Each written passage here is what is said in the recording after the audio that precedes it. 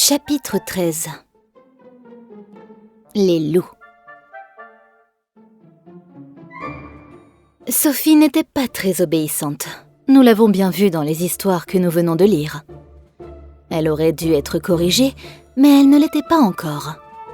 Aussi lui arriva-t-il bien d'autres malheurs. Le lendemain du jour où Sophie avait eu 4 ans, sa maman l'appela et lui dit « Sophie, je t'ai promis que lorsque tu aurais 4 ans, tu viendrais avec moi faire mes grandes promenades du soir. Je vais partir pour aller à la ferme de Svitine en passant par la forêt. Tu vas venir avec moi. Seulement fais attention à ne pas te mettre en arrière. Tu sais que je marche vite et si tu t'arrêtais, tu pourrais rester bien loin derrière avant que je puisse m'en apercevoir. » Sophie, enchantée de faire cette grande promenade, promit de suivre sa maman de tout près et de ne pas se laisser perdre dans le bois. Paul, qui arriva au même instant, demanda à les accompagner, à la grande joie de Sophie. Ils marchèrent bien sagement pendant quelque temps derrière Madame de Réan. Ils s'amusaient à voir courir et sauter quelques gros chiens qu'elle emmenait toujours avec elle. Arrivés dans la forêt, les enfants cueillirent quelques fleurs qui étaient sur leur passage, mais ils les cueillaient sans s'arrêter. Sophie aperçut tout près du chemin une multitude de fraisiers chargés de fraises. « Les belles fraises !» s'écria-t-elle. « Quel dommage de ne pas pouvoir les manger !» Madame de Réan entendit l'exclamation et, se retournant, elle lui défendit encore de s'arrêter. Sophie soupira et regarda d'un air regret les belles fraises dont elle avait si envie. « Ne les regarde pas !» lui dit Paul. « Et tu n'y penseras plus !» « C'est qu'elles sont si rouges, si belles, si mûres. Elles doivent être si bonnes. Plus tu les regarderas et plus tu en auras envie. Puisque ma tante t'a défendu de les cueillir, à quoi sert-il de les regarder ? J'ai envie d'en prendre seulement une. Cela ne me retardera pas beaucoup. Reste avec moi, nous en mangerons ensemble. Non, je ne veux pas désobéir à ma tante et je ne veux pas être perdue dans la forêt. Mais il n'y a pas de danger. Tu vois bien que c'est pour nous faire peur que maman l'a dit. Nous saurions bien retrouver notre chemin si nous restions derrière. Mais non, le bois est très épais. Nous pourrions bien ne pas nous retrouver. Fais comme tu voudras, poltron. Moi, à la première place de fraises comme celle que nous venons de voir, j'en mangerai quelques-unes. Je suis pas un poltron, mademoiselle. Et vous êtes une désobéissante et une gourmande. Perdez-vous dans la forêt si vous le voulez. Moi, j'aime mieux obéir à ma tante. Et Paul continua à suivre Madame de Réan, qui marchait assez vite et sans se retourner. Ses chiens l'entouraient et marchaient devant et derrière elle. Sophie aperçut bientôt une nouvelle place de fraises aussi belle que les premières. Elle en mangea une qu'elle trouva délicieuse. Puis une seconde, une troisième. Elle s'accroupit pour les cueillir plus à son aise et plus vite. De temps en temps, elle jetait un coup d'œil sur sa maman et sur Paul qui s'éloignaient. Les chiens avaient l'air inquiets. Ils allaient vers le bois, ils revenaient. Ils finirent par se rapprocher tellement de Madame de Réan qu'elle regarda ce qui causait leur frayeur, et elle aperçut dans le bois, au travers des feuilles, des yeux brillants et féroces. Elle entendit en même temps un bruit de branches cassées, de feuilles sèches. Se retournant pour recommander aux enfants de marcher devant elle, quelle fut sa frayeur de ne voir que Paul. « Où est Sophie ?» s'écria-t-elle. « Elle a voulu rester en arrière pour manger des fraises, ma tante. » « Malheureux enfant, qu'a-t-elle fait ? Nous sommes accompagnés par des loups. Retournons pour la sauver s'il est encore temps. » Madame de Réan courut, suivie de ses chiens et du pauvre Paul terrifié à l'endroit où devait être restée Sophie. Elle l'aperçut de loin assise au milieu des fraises qu'elle mangeait tranquillement. Tout à coup, 2 des chiens poussèrent un hurlement plaintif et coururent à toutes jambes vers Sophie. Au même moment, un loup énorme, aux yeux étincelants, à la gueule ouverte, sortit sa tête hors du bois avec précaution. Voyant accourir les chiens, il hésita un instant, croyant avoir le temps avant leur arrivée d'emporter Sophie dans la forêt pour la dévorer ensuite. Il fit un bond prodigieux et s'élança sur elle. Les chiens, voyant le danger de leur petite maîtresse et excités par les cris d'épouvante de Madame de Réan et de Paul, redoublèrent de vitesse et vinrent tomber sur le loup au moment où il saisissait les jupons de Sophie pour l'entraîner dans le bois. Le loup, se sentant mordu par les chiens, lâcha Sophie et commença avec eux une bataille terrible. La position des chiens devint très dangereuse par l'arrivée des 2 autres loups qui avaient suivi Madame de Réan et qui accouraient aussi. Mais les chiens se battirent si vaillamment que les 3 loups prirent bientôt la fuite. Les chiens couverts de sang et de blessures vinrent lécher les mains de Madame de Réan et des enfants, restés tremblants pendant le combat.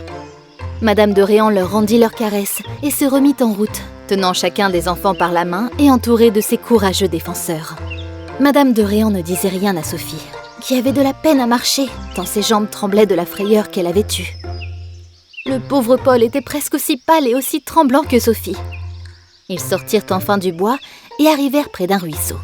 « Arrêtons-nous là », dit Madame de Réan. « Buvons tous un peu de cette eau fraîche dont nous avons besoin pour nous remettre de notre frayeur. » Et Madame de Réan, se penchant vers le ruisseau, en but quelques gorgées et jeta de l'eau sur son visage et sur ses mains. Les enfants en firent autant. Madame de Réan leur fit tremper la tête dans l'eau fraîche. Ils se sentirent ranimés et leur tremblement se calma. Les pauvres chiens s'étaient tous jetés dans l'eau. Ils buvaient, ils lavaient leurs blessures, ils se roulaient dans le ruisseau et ils sortirent de leur bain nettoyés et rafraîchis. Au bout d'un quart d'heure, Madame de Réan se leva pour partir. Les enfants marchèrent près d'elle. « Sophie, dit-elle, crois-tu que j'ai eu raison de te défendre de t'arrêter ?»« Oh oui, maman, je vous demande bien pardon de vous avoir désobéi. Et toi, mon bon Paul, je suis bien fâchée de t'avoir appelé Poltron. » Poltron ? Tu l'as appelé Poltron ? Sais-tu que lorsque nous avons couru vers toi, c'est lui qui courait en avant ? As-tu vu que lorsque les autres loups arrivaient au secours de leurs camarades, Paul, armé d'un bâton qu'il avait ramassé en courant, s'est jeté au-devant d'eux pour les empêcher de passer et que c'est moi qui ai dû l'enlever dans mes bras et le retenir auprès de toi pour l'empêcher d'aller au secours des chiens ? As-tu remarqué aussi que pendant tout le combat, il s'est toujours tenu devant toi pour empêcher les loups d'arriver jusqu'à nous ? Voilà comme Paul et Poltron. Sophie se jeta au cou de Paul et l'embrassa 10 fois en lui disant « Merci, mon bon Paul. Mon cher Paul, je t'aimerai toujours de tout mon cœur. » Quand ils arrivèrent à la maison, tout le monde s'étonna de leur visage pâle et de la robe de Sophie déchirée par les dents du loup. Madame de Réan raconta leur terrible aventure. Chacun loua beaucoup Paul de son obéissance et de son courage. Chacun blâma Sophie de sa désobéissance et de sa gourmandise. Et chacun admira la vaillance des chiens, qui furent caressés et qui eurent un excellent dîner d'eau et de restes de viande. Le lendemain, Madame de Réan donna à Paul un uniforme complet de zouave. Paul, fou de joie, le mit tout de suite et entra chez Sophie. Elle poussa un cri de frayeur en voyant entrer un Turc coiffé d'un turban, un sabre à la main, des pistolets à la ceinture. Mais Paul s'étant mis à rire et à sauter, Sophie le reconnut et le trouva charmant avec son uniforme. Sophie ne fut pas punie de sa désobéissance. Sa maman pensa qu'elle l'avait été assez par la frayeur qu'elle avait eue et qu'elle ne recommencerait pas. Chapitre 14. La joue écorchée. Sophie était colère. C'est un nouveau défaut dont nous n'avons pas encore parlé. Un jour, elle s'amusait à peindre un de ses petits cahiers d'images, pendant que son cousin Paul découpait des cartes pour en faire des paniers à salade, des tables et des bancs. Ils étaient tous deux assis à une petite table en face l'un de l'autre. Paul, en remuant les jambes, faisait remuer la table. « Fais donc attention !» lui dit Sophie d'un air impatienté. « Tu pousses la table et je ne peux pas peindre !» Paul prit garde pendant quelques minutes, puis il oublia et recommença à faire trembler la table. « Tu es insupportable, Paul !» s'écria Sophie. « Je t'ai déjà dit que tu m'empêchais de peindre !»« Ah bah, pour les belles choses que tu fais, ce n'est pas la peine de se gêner !»« Je sais très bien que tu ne te gênes jamais, mais comme tu me gênes, je te prie de laisser tes jambes tranquilles. Mes jambes n'aiment pas rester tranquilles, elles bougent malgré moi. Je les attacherai avec une ficelle, tes ennuyeuses jambes, et si tu continues à les remuer, je te chasserai. Essaie donc un peu, tu verras ce que savent faire les pieds qui sont au bout de mes jambes. » « Vas-tu me donner des coups de pied, méchant ?»« Certainement, si tu me donnes des coups de poing. » Sophie, tout à fait en colère, lance de l'eau à la figure de Paul, qui, se fâchant à son tour, donne un coup de pied à la table et renverse tout ce qui était dessus. Sophie s'élance sur Paul et lui griffe si fort la figure que le sang coule de sa joue. Paul crie. Sophie, hors d'elle-même, continue à lui donner des tapes et des coups de poing. Paul, qui n'aimait pas abattre Sophie, finit par se sauver dans un cabinet où il s'enferme. Sophie a beau frapper à la porte, Paul n'ouvre pas. Sophie finit par se calmer. Quand sa colère est passée, elle commence à se repentir de ce qu'elle a fait. Elle se souvient que Paul a risqué sa vie pour la défendre contre les loups.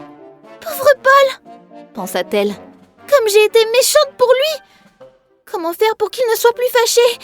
Je ne voudrais pas demander pardon. C'est ennuyeux de dire « pardonne-moi ». Pourtant, ajouta-t-elle après avoir un peu réfléchi, c'est bien plus honteux d'être méchant. Et comment Paul me pardonnera-t-il si je ne lui demande pas pardon? Après avoir un peu réfléchi, Sophie se leva, frappa à la porte du cabinet où s'était enfermé Paul, mais cette fois pas avec colère, ni en donnant de grands coups de poing, mais doucement. Elle appela d'une voix bien humble. « Paul !» Mais Paul ne répondit pas. « Paul !» ajouta-t-elle toujours d'une voix douce. « Mon cher Paul, pardonne-moi, je suis bien fâchée d'avoir été méchante.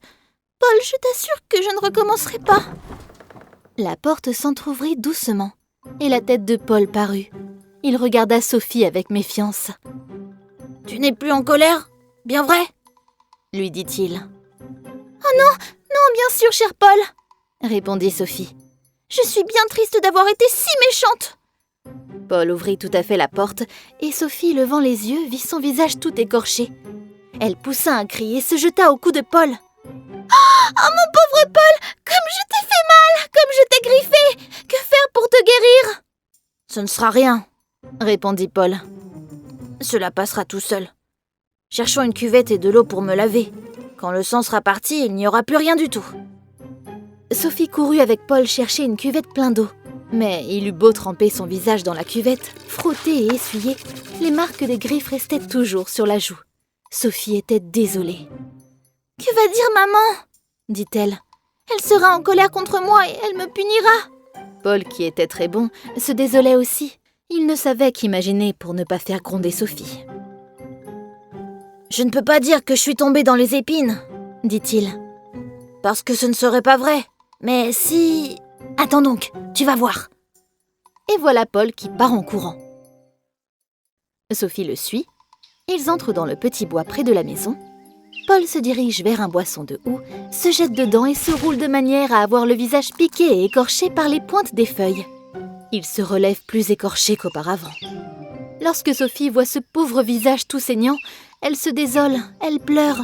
« C'est moi !» dit-elle. « C'est moi qui suis à cause de tout ce que tu souffres. Mon pauvre Paul, c'est pour que je ne sois pas punie que tu t'écorches encore plus que je ne l'avais fait dans ma colère. Oh, cher Paul, comme tu es bon, comme je t'aime. » « Allons vite à la maison pour me laver encore le visage, » dit Paul. « N'aie pas l'air triste, ma pauvre Sophie. Je t'assure que je souffre très peu. Demain, ce sera passé. Ce que je te demande seulement, c'est de ne pas dire que tu m'as griffé. Si tu le faisais, j'en serais fort triste et je n'aurais pas la récompense de mes piqûres de houx. Me le promets-tu ?»« Oui, » dit Sophie en l'embrassant. « Je ferai ce que tu voudras. » Ils rentrèrent dans leur chambre et Paul retrempa son visage dans l'eau. Quand ils allèrent au salon, les mamans qui y étaient poussèrent un cri de surprise en voyant le visage écorché et bouffi du pauvre Paul. « Où t'es-tu arrangé comme cela ?» demanda Madame Aubert. « Mon pauvre Paul, on dirait que tu t'es roulé dans les épines !»« C'est précisément ce qui m'est arrivé, maman. Je suis tombée en courant dans un buisson de houx et en me débattant pour me relever, je me suis écorché le visage et les mains. »« Tu es bien maladroit d'être tombé dans ce houx. Tu n'aurais pas dû te débattre, mais te relever bien doucement. » « Où donc étais-tu, Sophie? Tu aurais pu l'aider à se relever. » Elle courait après moi, ma tante. Elle n'a pas eu le temps de m'aider. Quand elle est arrivée, je m'étais déjà relevée. Madame d'Aubert emmena Paul pour mettre sur ses écorchures de la pommade de concombre. Sophie resta avec sa maman, qui l'examinait avec attention. « Pourquoi tu es triste, Sophie ?»« Je ne suis pas triste, maman. »« Si, fais. Tu es triste et inquiète comme si quelque chose te tourmentait. »« Je n'ai rien. Maman, je n'ai rien. » Tu vois bien que, même en me disant que tu n'as rien, tu es prête à pleurer. Je ne peux pas... Je peux pas vous dire. J'ai promis à Paul. Écoute, Sophie, si Paul a fait quelque chose de mal, tu ne dois pas tenir ta promesse de ne pas me le dire. Je te promets, moi, que je ne gronderai pas Paul et que je ne le dirai pas à sa maman. Mais je veux savoir ce qui te rend si triste, ce qui te fait pleurer si fort, et tu dois me le dire. Sophie cache sa figure dans les genoux de Madame de Réan et sanglote si fort qu'elle ne peut pas parler. Madame de Réan cherche à la rassurer, à l'encourager. Et enfin, Sophie lui dit: Paul n'a rien fait de mal, maman. Au contraire, il est très bon et il a fait une très belle chose. C'est moi seule qui ai été méchante et c'est pour m'empêcher d'être grondée et punie qu'il s'est roulé dans le hou. Madame de Réan, de plus en plus surprise, questionna Sophie, qui lui raconta tout ce qui s'était passé entre elle et Paul. « Excellent petit Paul !» s'écria Madame de Réan. « Quel bon cœur il a! Quel courage et quelle bonté! Et toi, ma pauvre Sophie, quelle différence entre toi et ton cousin! Vois comme tu te laisses aller à tes colères, et comme tu es ingrate envers cet excellent Paul, qui te pardonne toujours, qui oublie toujours tes injustices, et qui aujourd'hui encore a été si généreux pour toi. » Oui, maman, je vois bien tout cela, et à l'avenir, jamais je ne me fâcherai contre Paul. Je n'ajouterai aucune réprimande, ni aucune punition à celle que te fait subir ton cœur. Tu souffres du mal de Paul, et c'est ta punition. Elle te profitera plus que toutes celles que je pourrais t'infliger. D'ailleurs, tu as été sincère. Tu as tout avoué quand tu pouvais tout cacher. C'est très bien. Je te pardonne à cause de ta franchise.